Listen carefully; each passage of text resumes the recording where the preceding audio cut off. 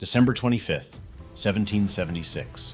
George Washington stood on the banks of the Delaware River in darkness, watching his army, half frozen, half starved, bleeding through rags wrapped around their feet, board flat-bottomed boats into a storm of sleet and ice. His army was collapsing. Enlistments were expiring. Men were deserting. The Continental Congress had fled Philadelphia. And across the river, in the town of Trenton, sat a garrison of Hessian mercenaries, professional soldiers hired by the British Crown, who had spent Christmas celebrating their inevitable victory. Washington had been retreating for months. He had been humiliated in New York. He had watched his army shrink from 20,000 to fewer than 3,000. He had read the pamphlets circulating through the colonies asking whether the revolution was already lost. Tonight, he was going to cross the river. If it worked, it might save the revolution. If it failed, the war was over. But to understand how Washington ended up here, on a riverbank in a blizzard, betting everything, we have to go back to the beginning. The unlikely rebellion.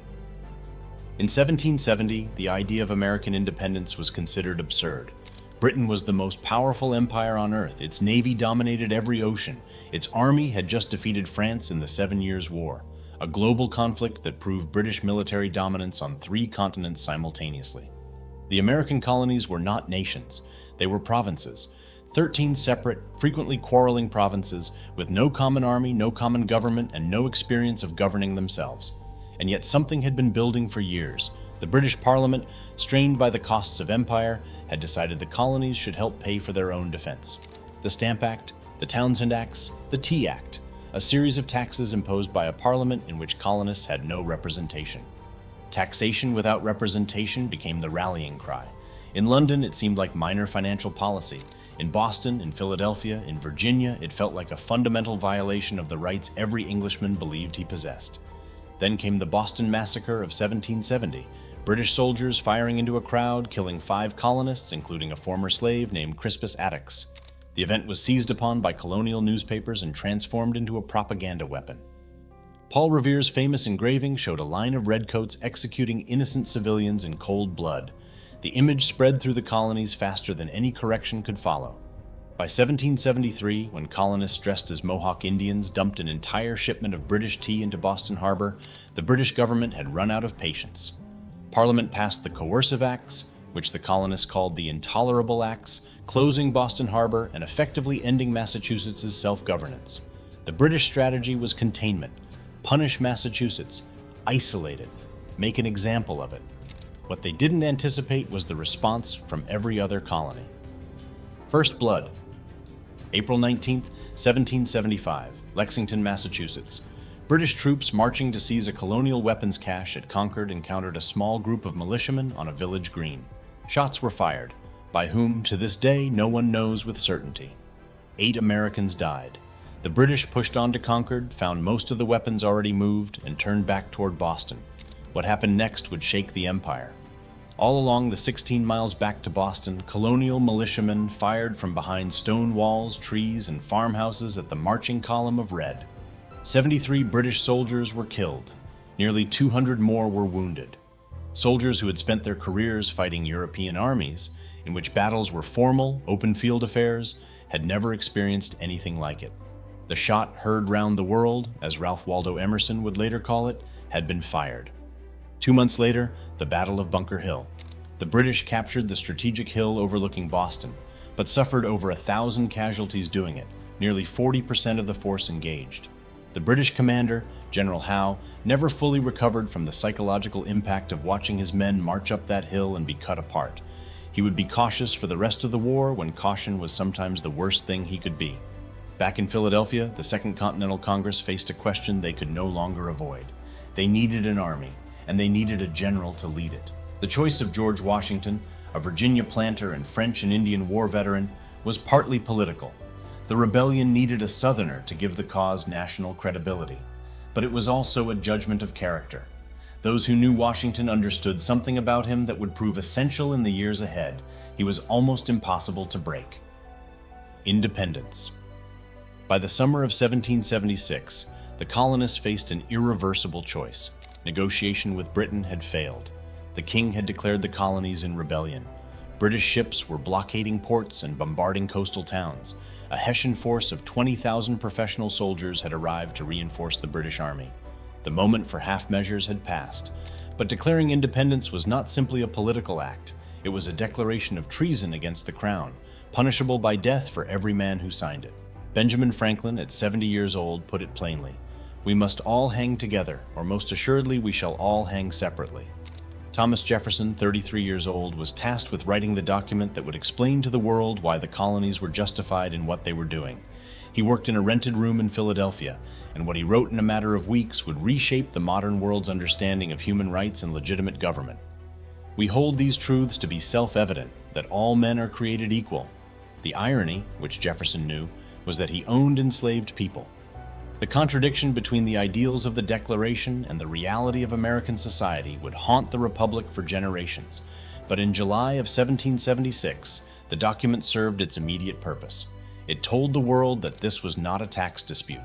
This was a revolution. On August 27, 1776, the British Army arrived in New York in force. What happened next would bring the revolution to the edge of collapse. Washington's crisis. The Battle of Long Island was a disaster. British General William Howe, commanding the largest amphibious force Britain had ever assembled, outflanked Washington's army, killed over 300 Americans, captured 1,000 more, and forced a desperate retreat. Washington barely managed to escape Manhattan with the remnants of his force, making the crossing under cover of fog in small boats in one of the most fortunate escapes in military history. But the escapes kept being necessary because the defeats kept coming. By November of 1776, Washington had retreated across New Jersey. His army had shrunk from 20,000 to fewer than 3,000. They had no winter clothing, no adequate weapons, and increasingly no faith that the cause was survivable. Whole regiments simply walked home. The Continental Congress, terrified that the British would capture Philadelphia, fled the city. Thomas Paine, who had been marching with Washington's army, wrote by firelight at night, "These are the times that try men's souls. The summer soldier and the sunshine patriot will, in this crisis, shrink from the service of their country." Washington read those words, and he made a decision. He was going back across the Delaware. On Christmas night, 1776, in sleet, ice, and near total darkness, Washington's 3,000 men crossed the river, marched 9 miles through a storm, and fell upon the Hessian garrison at Trenton before dawn. 1,000 Hessians were captured. Almost no Americans were killed. The Continental Army had its first major victory. It didn't win the war, but it kept the revolution alive. And sometimes, that is everything. The turning point. By late 1777, the war had settled into something neither side had expected. Britain had failed to end the rebellion quickly. The Americans had failed to win decisively. Both sides were exhausted. And then, in October of 1777, at a place called Saratoga in upstate New York, something happened that changed the entire shape of the war. British General John Burgoyne had marched his army south from Canada with a plan to cut the colonies in two along the Hudson River, isolating New England from the rest. The plan depended on coordination with other British forces that never arrived. Burgoyne found himself surrounded by an American army twice the size of his own, deep in enemy territory, with no relief coming. On October 17, 1777, Burgoyne surrendered his entire army of nearly 6,000 men, one of the largest British surrenders in living memory. The news reached Paris, where Benjamin Franklin had spent 2 years doing the most important diplomatic work of the entire war, convincing France to join it. France had its own reasons: the humiliation of the 7 Years' War, the desire to weaken Britain, the opportunity to recover lost territory. But French ministers had been waiting for proof that the Americans could actually fight, that supporting them wasn't throwing money into a losing cause. Saratoga was that proof. In February of 1778, France entered the war as an American ally. The revolution was no longer a colonial rebellion. It was a world war, and Britain was now fighting it on multiple fronts simultaneously. When everything almost fell apart. Saratoga did not mean the war was won. What came next would test the revolution more severely than anything that had come before. Valley Forge, Pennsylvania, the winter of 1777 to 1778. 11,000 Continental soldiers camped in frozen fields with inadequate shelter, inadequate food, and inadequate clothing. Nearly 3,000 died, not in battle but from disease, exposure, and starvation. Men lay in makeshift huts with no blankets. Horses died of hunger.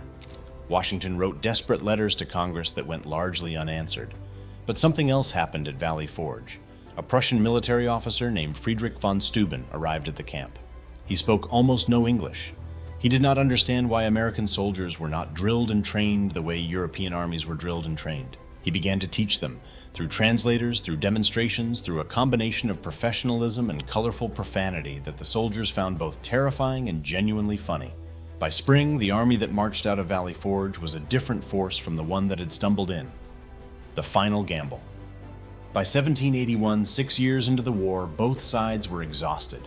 The British had shifted their strategy to the south, systematically sweeping through Georgia and the Carolinas, believing loyalist sentiment there would sustain a different kind of campaign. It worked, and then it didn't. British General Cornwallis won battles and found they led nowhere.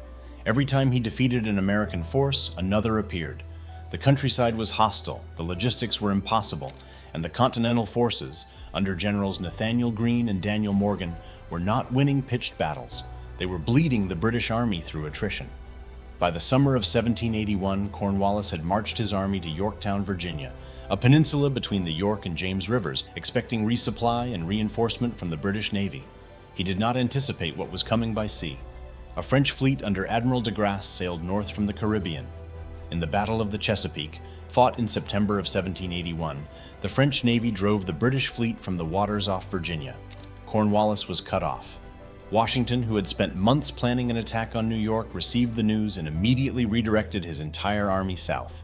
The French army under Rochambeau marched alongside him. Together, 16,000 Allied troops surrounded Yorktown.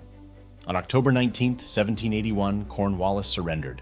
His army marched out to a British band playing a tune called "The World Turned Upside Down." It was an appropriate choice. Victory. The Treaty of Paris was signed on September 3, 1783. Britain recognized American independence. The United States of America, a nation that had not existed 8 years earlier, now stretched from the Atlantic coast to the Mississippi River. But what had it actually cost? Approximately 25,000 Americans died, soldiers and civilians, in a nation of roughly 3 million. Tens of thousands more were wounded, imprisoned in the horrific conditions of British prison ships, or displaced from their homes. Loyalists, Americans who had remained loyal to the Crown, were driven into exile by the hundreds of thousands, many to Canada, their property seized, their lives destroyed. Washington crossed the Delaware in a blizzard on Christmas night because he understood that the revolution would die if he didn't act. He was right. He crossed, and the world changed. Subscribe for more history told the way it actually felt to live through it.